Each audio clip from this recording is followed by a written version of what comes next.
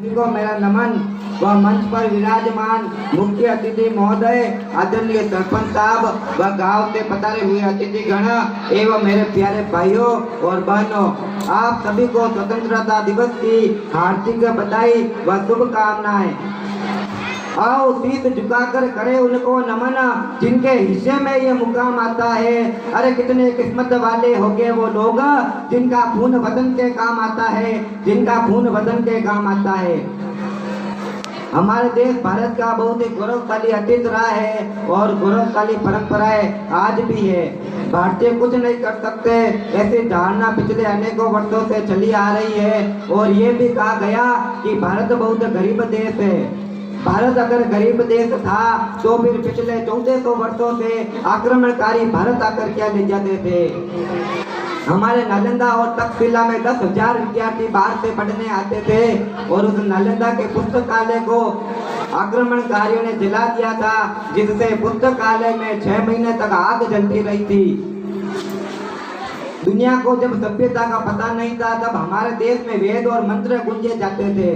सबसे तेज कंप्यूटर के लिए भी संस्कृत को चुना गया। वह संस्कृति सभी भाषाओं की जननी है। और बात अगर हमारे देश की सुरक्षा की करें तो 712 मोहम्मद बिन कासिम से लगाकर 1192 जब कोई भारत पर कब्जा नहीं कर पाया था, तब तक 480 साल तक भारत को जिंदा रखने वाला केवल और केवल राजस्थान था। मुझे लगता है कि राजस्थान की इस धरती में त्याग, बलिदान, जीवन न्यौछावर करने की भावना सदियों से है। इस देश की एकता और अखंडता के लिए सब कुछ न्यौछावर करने वाला केवल और केवल राजस्थान है। सबको अपनी अपनी पंजाबी, गुजराती, मराठी, तेलुगु, कन्नड़ से लगाव है। भाषा के नाम पर देश को तोड़ने और झुकाने की धमकियां देते रहते हैं, लेकिन पाकिस्तान के बॉर्डर पर हम राजस्थानी आते हैं। हमारे राजस्थान में एक वीर राजा जयमल भी हुआ करते थे, जिनके रहते राजस्थान में दुश्मन नहीं घुस सकते थे। और ये बात अकबर को भी पता थी कि राजा जयमल बहुत बड़ा योद्धा है। इसीलिए अकबर ने राजा जयमल को प्रलोभन देते हुए कहा कि जयमल, तुझे मेड़ता के साथ साथ नागौर भी दे दूंगा और तू बहुत बड़ा राजा बन जाएगा और मैं तेरी रक्षा भी करूंगा। जयमल जी पुनः अकबर का रिप्लाई करते हुए कहते हैं कि भूख ना मिटे मेड़ तो ना मिटे नागौर, आ रजवट भूख अनोखड़ी मरिया मिटे चितौड़, मरिया मिटे चितौड़।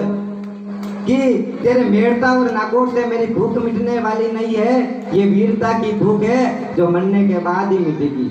राजस्थान वीरों की धरती है, ये तो आपको पता है, लेकिन राजस्थान वीरांगनाओं की भी धरती है। यहाँ पर नारियां इस कदर बहादुर होती थी कि जब दो बेटे आपसी मतभेदों को देखते हुए युद्ध करने के लिए नहीं जा रहे थे तो उनकी माता उनको कहती है, इस समय देश रक्षा का सवाल है, आपसी मतभेदों को भूल जाओ और युद्ध करने के लिए जाओ। अल्लाह और उदल। एक पति युद्ध भूमि में विश्वासघात करके चला आता है तो एक पत्नी उसको मार देती है, रानी हीरादेवी।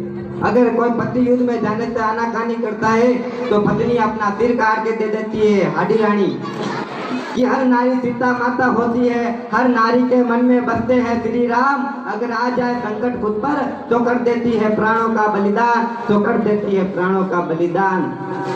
और अब बात करते हैं हमारे गांव अहुआ की। हमारा गांव अहुआ संपूर्ण भारतवर्ष में एक ऐसा गांव है जहां से अंग्रेजों को वापस उल्टे पांव भागना पड़ा था। यहाँ पर भी हमारे ठाकुर गुरदास सिंह जी चंपावत व हमारे गांव के पूर्वजों का बहुत बड़ा योगदान रहा है। इसी कड़ी में एक विशेष बात का और निवेदन करना चाहता हूँ कि जिस तरह कोरोना महामारी आई थी, उसी तरह जगत जननी गौ माता के अंदर लंपी नाम की एक बीमारी आई है, जिसके कारण हमारी जगत जननी गौ माता काफी दुखी और परेशान हो रही है। हम सभी भामाता व सभी मित्रों से मेरा हाथ जोड़कर निवेदन है कि अपना तन मन धन का सहयोग कर कर जगत जननी गौ माता को बचाए। कि हम रहे या ना रहे, हमारा देश रहना चाहिए। अरे हम बचे या ना बचे, हमारी गौ माता बचनी चाहिए, हमारी गौ माता बचनी चाहिए।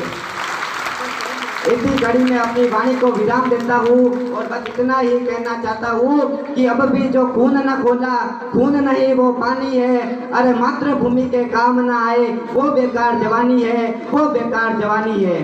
भारत माता की, भारत माता की। इंकलाब।